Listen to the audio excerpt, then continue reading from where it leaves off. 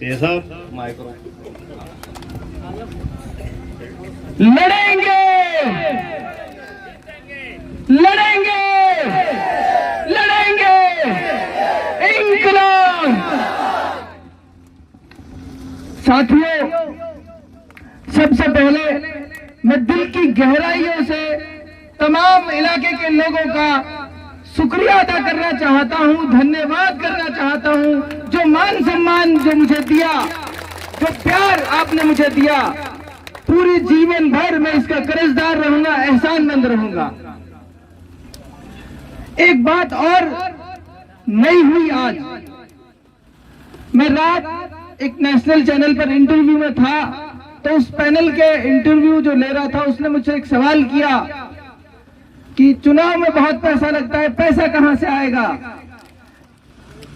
मैं चाहता हूं उस व्यक्ति को धन्यवाद करें। जब मैंने चुनाव की शुरुआत की थी जनवरी में, लोड़ा गांव में मैं गया, लोड़ा गांव के एक जिम्मेदार ने मेरे हाथ में 50 रुपए का नोट रखते हुए कहा कि ये ले बेटा, मेरी तरफ से ये कंट्रीब्यूशन है चुनाव में तेरे लिए, ये चुनाव में मेरी तरफ से चंदा है तेरे लिए। वो 50 रुपए मैंने उससे गले लगाकर कहा, ये 50 रुपए मेरे लिए 50 करोड़ के बराबर है। और उसमें अल्लाह ने बरकत डाल दी, उसमें अल्लाह ने बरकत डाल दी। मैंने उस इंटरव्यू के पैनल में जो आदमी बैठा था, मैंने कहा ये कौन तो वो है जो वोट भी देती है और पैसे देकर चुनाव भी लड़ाती है। अल्लाह के दिया हुआ मेरे पास सब कुछ है, अल्लाह का दिया मेरे पास सब कुछ है, लेकिन जिस कौम का मैं बेटा हूं, मुझे यकीन है वो कौम मुझे जिताने का काम भी करेगी और आगे बढ़ाने का काम भी करेगी। मैंने उस इंटरव्यू के पैनल के लोगों से कहा था कि देखना किस तरह ये कौम जब चुनाव के मैदान में उतरेगी। अभी आचार संहिता नहीं लगी है, अभी लोगों को डराने का काम कर रहे हैं, पुलिस भेजकर लोगों में भय पैदा करने का काम कर रहे हैं। साथियों, मैं देखता हूं जब मेरे नौजवानों को, जब मैं देखता हूं उस कौम के नौजवानों को जिस कौम के डर से जालिम अंग्रेज दिल्ली के दरवाजे बंद कर देते थे, उस कौम का नौजवान डरे, ये नहीं हो सकता, ये नहीं हो सकता, ये हरगिज़ नहीं हो सकता। जब मैंने चुनाव की शुरुआत की थी, इलाके के बहुत पढ़े लिखे नौजवान, बहुत बुद्धिजीवी लोगों के साथ मीटिंगें करी और उन मीटिंगों में तय करके ये पाया, नहीं, अगर इस इलाके को बचाना है, इस मुल्क को बचाना है, तो ऐसे झूठे मक्कार नेताओं को घर बिठाना पड़ेगा, तब ये इलाका बचेगा। मुझे डराने की कोशिश की गई, मुझसे कहा तेरा कॉलेज बंद करा देंगे। मैंने कहा कल के कल जाकर बुलडोजर चला दो, मुझे मेरी बात से नहीं हटा सकते, मुझे मेरे कॉल से नहीं हटा सकते। आज उसी हिम्मत का, उसी जज्बे का और जुनून का नतीजा है, पूरी कौम उन नौजवानों के एक आवाज पर खड़ी हो गई है, पूरी कौम एक आवाज पर खड़ी हो गई। आप साथियों से दरख्वास्त करता हूं, आप साथियों से विनती करता हूं, इस बार हाथ जोड़कर आपसे अपील है, मुख्तियार चुनाव नहीं लड़ रहा, इस बार आपकी दाव, इस बार आपकी इज्जत आबरू दाव पर लगी है। मुख्तियार चुनाव लड़ता और हार जाता तो चलता, मुख्तियार चुनाव हार जाता तो चलता। जिस दिन उलेमा हजरात ने इकट्ठा होकर मुझे ये पगड़ी पहनाई थी, उस दिन मैं रोने लगा था। एक मीडिया वाले साथी ने मुझसे कहा, मुख्तियार क्या बात है, क्यों रो रहे हो? मैंने कहा यार, मैं ऐसा आदमी हूं जो कभी डरा नहीं। मैंने कभी हमेशा ये सोचा कि मैं जो सोचता हूं, जो नजरिया मैं रखता हूं, मैं उसके लिए पूरे जीवन भर संघर्ष करूंगा, पूरे जीवन भर लड़ूंगा। लेकिन ऐसी स्थिति में आ खड़ा हुआ हूं कि इन उलमा हजरात की इज्जत दाव पर लग गई है। इनको देखता हूं तो मुझे यही लगता है कि यार मैं अकेला लड़ता और हार जाता तो चलता, लेकिन अगर ये मुझे पगड़ी पहनाए और फिर मैं हार जाऊं तो मुझे रोना आता है इस बात पर। तो आप हजरात को मैं जिम्मेदारी देकर जा रहा हूं, आपको मैं काम देकर जा रहा हूं। इन हजरात के लिए इन्होंने जो मुझे जिम्मेदारी सौंपी, पूरी जिंदगी भर मैं उसे निभाने का काम करूंगा। लेकिन इस बार आप ये काम कर दीजिए। एक बार इस बार इलाके के 36 बिरादरी के लोगों से कह रहा हूं, ये वो लोग हैं जिन्होंने मुल्क बचाने की जरूरत पड़ी तो मुल्क बचाने के लिए भी गर्दनें कटाई। इनकी मजबूरी नहीं होगी, इनके ये मजबूर ही हो गए होंगे जो इन्होंने ये फैसला लिया, वरना तो इन हजरात ने राजनीति में कोई दखल नहीं देते थे। जब इनको जरूरत महसूस हुई कि इस इलाके को अगर बचाना है तो हमें दखल देना पड़ेगा, हमें आगे आना पड़ेगा, तो इन्होंने फैसला किया और मेरे सर पर इन्होंने पगड़ी बांध दी और मुझे ये जिम्मेदारी सौंप दी कि जा बेटा, तेरी जिम्मेदारी है, हम तेरे साथ खड़े, इस कौम की आवाज बन, इनकी लड़ाई लड़। आपसे कहना चाहता हूं, ये इंकलाब है। अगर अब की बार दब गए, अब की बार हार के बैठ गए घर पर, तो मेरी और आपकी जिंदगी में ये दोबारा इंकलाब नहीं आना। मेरी और आपकी आवाज, मेरी और आपकी जिंदगी में तब्दीली के लिए आवाज दोबारा नहीं उठनी।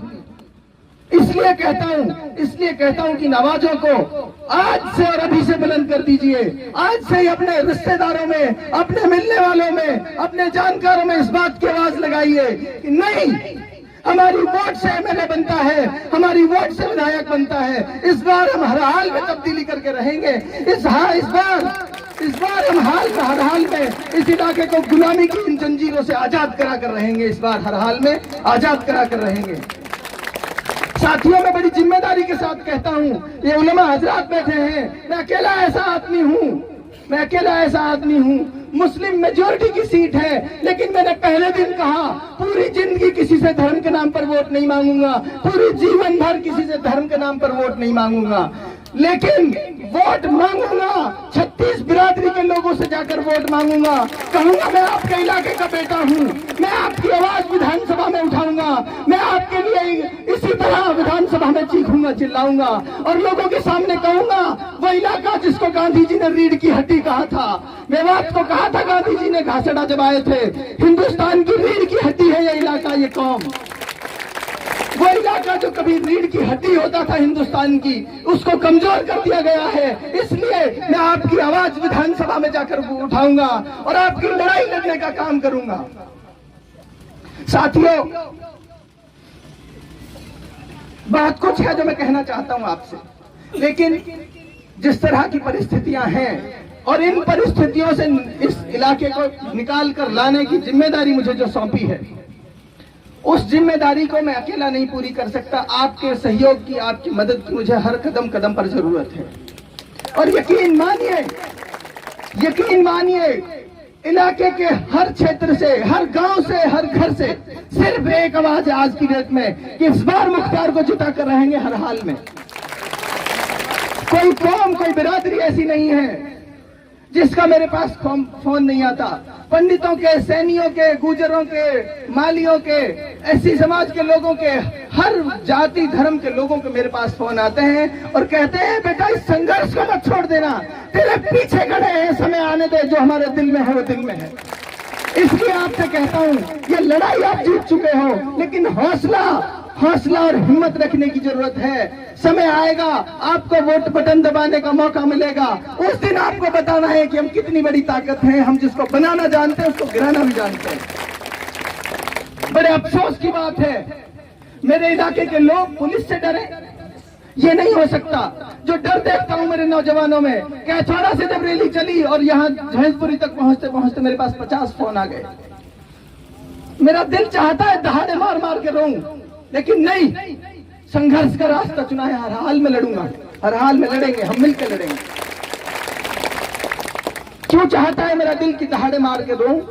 नौजवान घबराएं सिर्फ इस बात से कि हम अपने नेता का स्वागत करना चाहते हैं, हम अपने चुने हुए व्यक्ति का स्वागत करना चाहते हैं और पुलिस हमको आगे धमकाए। कैसे हो सकता है ये? साथियों, एक वादा और करके जा रहा हूं आपसे, मैं जब विधायक बनूंगा, मेरे इलाके के किसी आदमी की तरफ ना है कोई पुलिस आंख उठाकर देखे, ये उसकी जरूरत नहीं होगी, उसकी हिम्मत नहीं होगी। पुलिस इसलिए आपकी तरफ आंख उठाकर देखती है कि इनको आपके चुने हुए नेता को मंथली पहुंचानी है, उसकी जेब में भरनी है, इसलिए आपकी तरफ देखते हैं, इसलिए आपको लूटने का काम करते हैं। बिजली घर में जाओ, मेरे साथी बैठे हैं यहाँ, कल मेरे पास फोन आया एक साथी का कि 45,000 रुपए मांग रहे हैं बिजली वाले टंकी देने के। 45,000, सोचिए आप, एक गरीब आदमी कैसे दे? 15 दिन से टंकी नहीं है उनके यहाँ, 15 दिन से। मैंने कहा आज मेरी कलम में ताकत नहीं है, मैं कलम से तुम्हारा काम नहीं कर सकता, लेकिन जितनी मेरी ताकत है तुम्हारी लड़ाई लड़ूंगा, बिजली घर के सामने जाकर बैठूंगा और भूखा रहूंगा 10 दिन तक, जब तक तुम्हें टंकी नहीं मिलती।